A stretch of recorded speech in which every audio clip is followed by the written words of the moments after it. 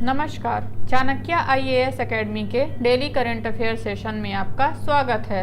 आज है 8 जुलाई और 8 जुलाई से जितने भी महत्वपूर्ण प्रश्न बनते हैं हम उन पर चर्चा करेंगे।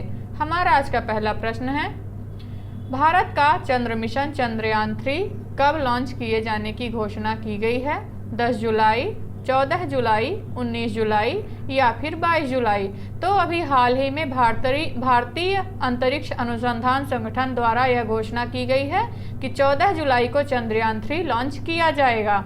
भारत का चंद्र मिशन चंद्रयान 3 14 जुलाई को दोपहर 2:35 पर श्रीहरिकोटा के सतीश धवन अंतरिक्ष केंद्र से लॉन्च होने जा रहा है।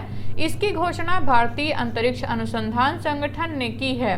चंद्रयान 3 में लैंडर और रोवर कॉन्फ़िगरेशन शामिल हैं। चंद्रयान 3 श्रीहरिकोटा के सतीश धवन अंतरिक्ष केंद्र से लॉन्च व्हीकल मार्क 3 द्वारा लॉन्च किया जाएगा।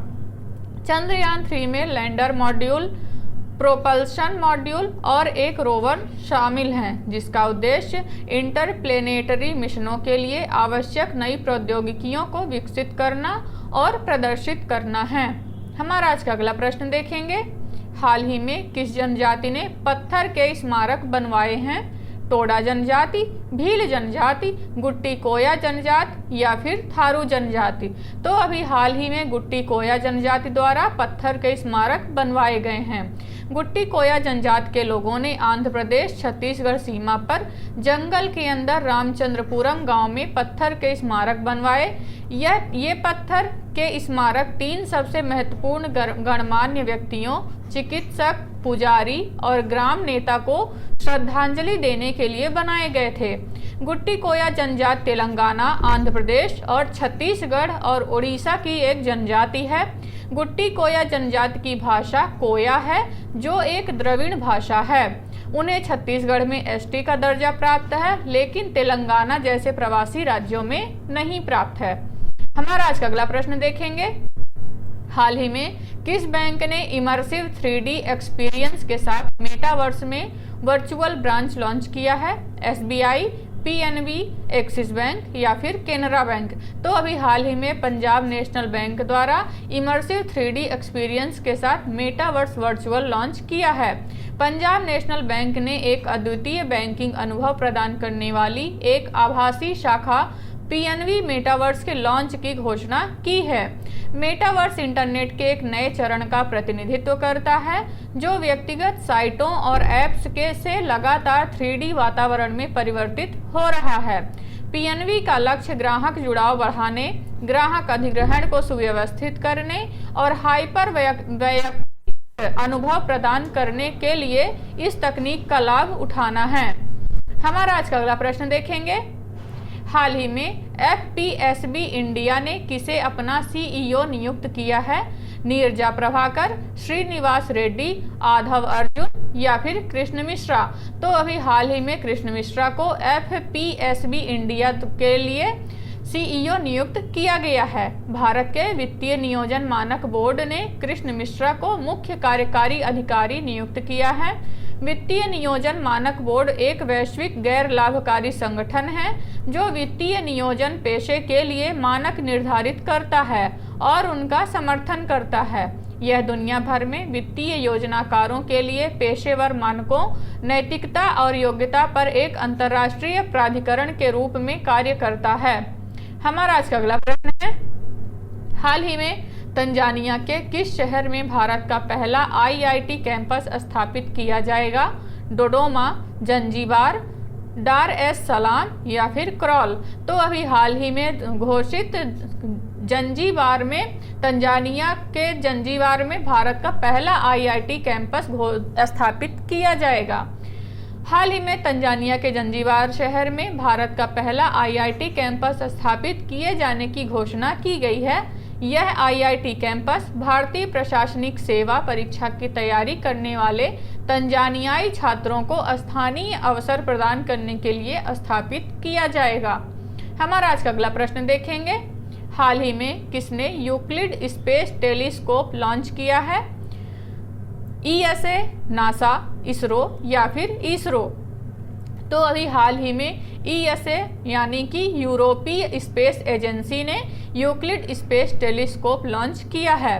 हाल ही में यूरोपीय स्पेस एजेंसी ने यूक्लिड स्पेस टेलीस्कोप को लॉन्च किया है। यह टेलीस्कोप सूर्यमंडलीय निकायों की समीक्षा करने और नई सूचनाएं प्राप्त करने के लिए विशेष रूप से डिजाइन किया गया है। यह मानव संसाधनों, ग्लोबल स्वास्थ्य, जलवायु परिवर्तन और महासागरों के अध्ययन में महत्वपूर्ण योगदान करेगा। हमारा आज का अगला प्रश्न देखेंगे। हाल ही में किस भारतीय फिल्म निर्देशक ने ब्रिटिश राष्ट्रीय पुरस्कारों में सर्वश्रेष्ठ निर्देशक का पुरस्कार मिला है?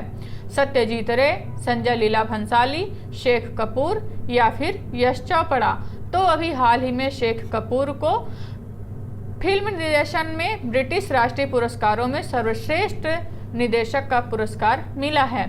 हाल ही में शेखर कपूर को ब्रिटिश राष्ट्रीय पुरस्कारों में सर्वश्रेष्ठ निर्देशक का पुरस्कार मिला है और यह पुरस्कार उन्हें उनकी फिल्म गंगा जल के लिए दिया गया है। आज का अगला प्रश्न देखेंगे। हाल ही में किस देश में 2200 से अधिक भूकंप के झटके दर्ज किए गए हैं? इंडोनेशिया, आइसलैंड, अल्जीरिया या फिर इजराइल? तो अभी हाल ही में आइसलैंड में 2200 से अधिक भूकंप के झटके दर्ज किए गए हैं।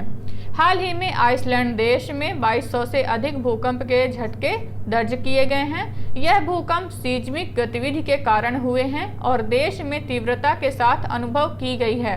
सरकार और आपदा प्रबंधन अधिकारियों ने तत्परता के साथ कार्यवाहक एवं सहायकता का कार्य किया है और आपातकालीन प्रतिबंधात्मक उपायों को लागू करके जन समुदाय की सुरक्षा और सुरक्षा सुनिश्चित करने के लिए कठोर कदम उठाए हैं। हमारा आज का अगला प्रश्न देखेंगे। हाल ही में भारत ने स्टार्टअप 20 की मशाल किस देश को सौंपी है? ब्राजील, मालदीव, अमेरिका या फिर कनाडा? तो अभी हाल ही में भारत ने ब्राजील के हाथों स्टार्टअप 20 की मशाल सौंपी है। हाल ही में भारत ने स्टार्टअप 20 की मशाल ब्राजील को सौंपी है। स्टार्टअप 20 कार्यक्रम भारतीय औद्योगिक आईटी संबंधित स्टार्टअप कंपनियों को विकसित करने के लिए शुरू किया गया है और इसका उद्घाटन प्रधानमंत्री नरेंद्र मोदी द्वारा 2021 में किया गया था। इस कार्यक्रम के माध्यम से भारत और ब्राजील के बीच औद्योगिक और तकनीकी सहयोग को बढ़ावा मिलेगा और स्टार्टअप क्षेत्र में नए संभावनाओं का उद्घाटन होगा। हमारा आज का अगला प्रश्न देखेंगे। हाल ही में स्पेस एक्स को हाई स्पीड इंटरनेट की पेशकश के लिए किस देश में लाइसेंस मिला है? मंगोलिया, जापान, अमेरिका या फिर ब्राजील?